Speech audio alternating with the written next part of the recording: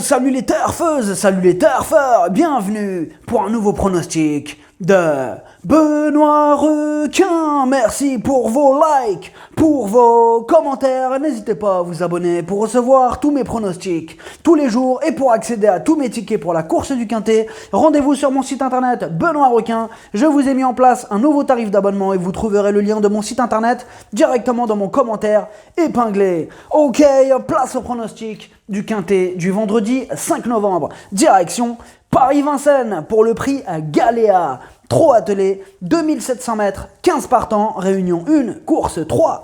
Indice de confiance, 3 sur 5. On est plutôt confiant pour ce Quintet et on va voir ça ensemble. Petit retour sur les Quintets du mercredi 3 et du jeudi 4 novembre. Mercredi, dans mon pronostic, je vous ai donné le tiercé et le quartet. Et jeudi, c'était un Quintet à l'envers. Pour les membres de mon site internet Benoît Requin, on a atteint la somme de 190 985 € de gains depuis octobre 2020. Ok, c'est parti, on commence le pronostic et on commence avec le numéro 1, Fils d'Eau-Fort. On n'aura pas les commentaires de l'entraîneur de ce numéro 1. Alors, ce que j'en pense de Fils d'Eau-Fort, alors c'est le moins riche de ce Quintet, il reste aussi sur 6 échecs consécutifs. Bon, en revanche, là il a maintenant 2 courses dans les jambes et il sera cette fois-ci allégé en ferrure. Méfiance. Le numéro 2, Fosbury. Et on écoute Patrick Terry. Fosbury est dur et n'est pas forcément compliqué. Cela dit, il n'est pas à l'abri d'une faute. Il a fait une bonne année. Le fait de manquer peut-être légèrement de fraîcheur et de monter un peu de catégorie fait que les choses sont un tantinet plus difficiles aujourd'hui, mais c'est un cheval d'un niveau intéressant. C'est une course test. Si c'est dur, il ira au repos. Sinon, il fera le meeting. Alors, ce que j'en pense de Fosbury, c'est avant tout un spécialiste de la disqualification. Tout sera une question de sagesse, et comme d'habitude avec lui, ce sera tout ou rien. Le numéro 3, Pharrell Seven. Et on écoute Jean-Michel Bazir. Pharrell Seven a gagné avec autorité à Enghien le mois dernier en effectuant son dernier kilomètre en 1:10:2. Au boulot, il est impeccable depuis. Il faut prendre ses précautions dans les premiers mètres où il n'est pas à l'abri d'une faute. Les 2100 mètres sont parfaits pour lui. J'attends de le voir lutter pour la victoire. Alors, ce que j'en pense de Pharrell Seven, il est doué, mais il a quelques problèmes d'allure. S'il reste au trot, il peut tous les battre. Le numéro 4, Falcao de Chenu. On écoute Jean-Michel Baudouin. Falcao de Chenu a sans doute couru un peu trop rapproché lors de sa dernière prestation en septembre. Il a repris de la fraîcheur, c'est un bon engagement pour lui, il est prêt à faire de son mieux. Il n'a pas de grande référence sur grande piste, c'est le seul point un peu négatif. Alors, ce que j'en pense de Falcao de Chenu. Avant son échec, il restait sur 3 victoires consécutives. Il dépend d'un redoutable entraînement, c'est une belle chance théorique. Le numéro 5, Forest GD. On écoute Tony Lebellé. Forest GD est bien mieux quand l'hiver arrive. Il entre dans sa bonne période. Il évolue en forme optimale, il est généreux et aime avoir un peu de temps entre les courses. Ici, tout se présente bien, revenir sur la grande piste ne sera pas un souci, il aime pister et placer sa pointe de vitesse. Avec un parcours limpide, il va répondre présent.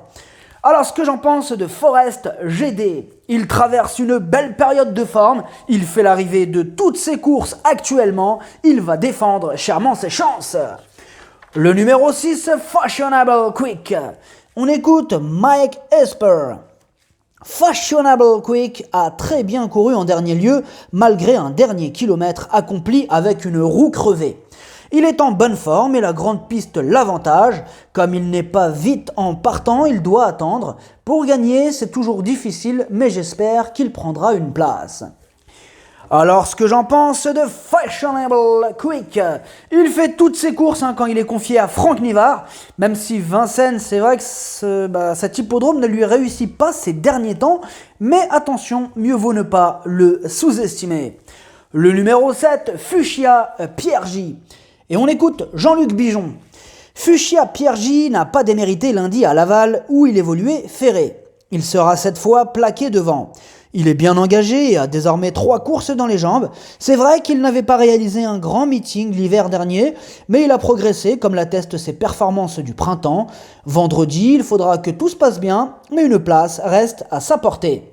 Alors ce que j'en pense de Fuchsia Pierre J, ses 4 dernières courses, une seule fois à l'arrivée et seulement pour une 5e place, sans en faire une impossibilité, d'autres candidatures nous apportent de plus solides garanties. Le numéro 8, Fred du Guéret. Et on écoute Damien Beaune. Fred du Guéret a réalisé un bel été, mais il n'était pas au mieux lors de son échec mi-septembre à Vincennes, où il a rapidement demandé à souffler. Après un petit break, il a effectué une rentrée victorieuse à Graignes et s'est imposé plaisamment. Il a gagné en condition depuis et l'engagement est favorable. Il n'a pas beaucoup de marge, mais il peut gagner comme terminer 5e.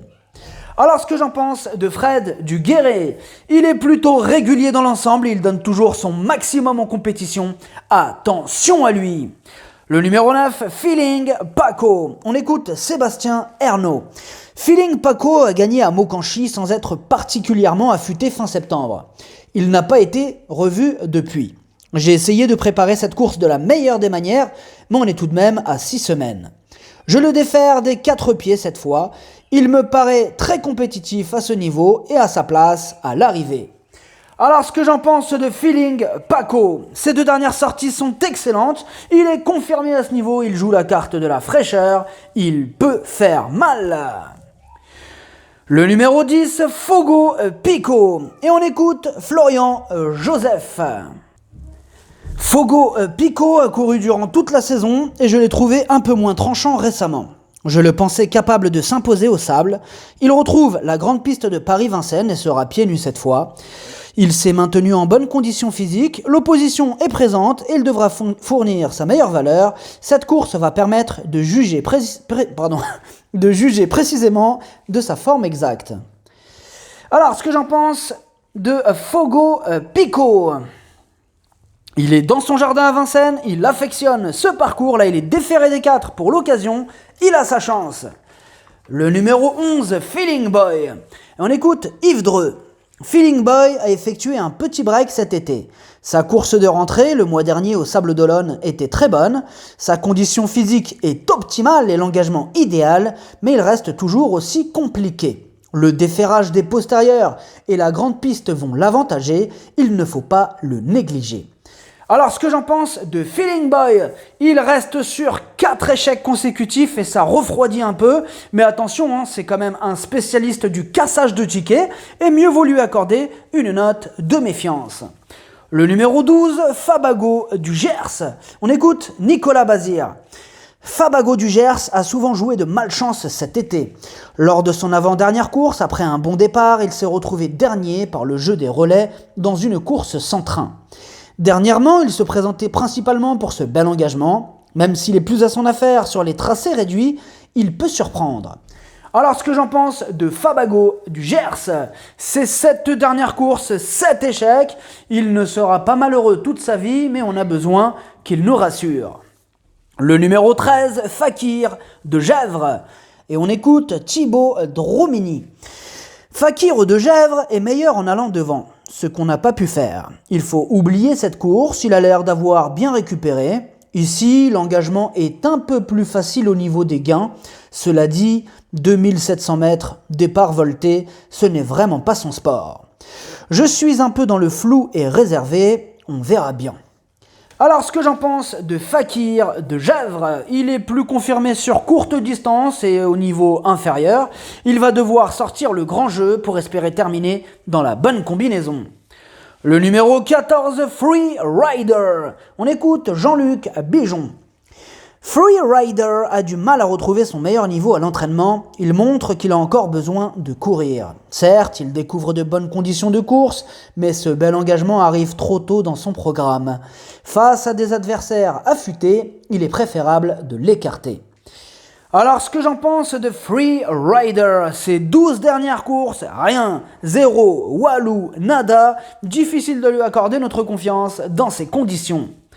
Le numéro 15, Fuyard de Ballon. On écoute Pierrick Le Cellier. Fuyard de Ballon a effectué une très bonne rentrée à Segré malgré sa disqualification.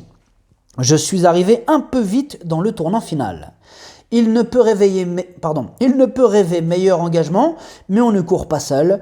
Je le trouve bien, il va être à son affaire sur les 2700 mètres, il devrait disputer l'arrivée.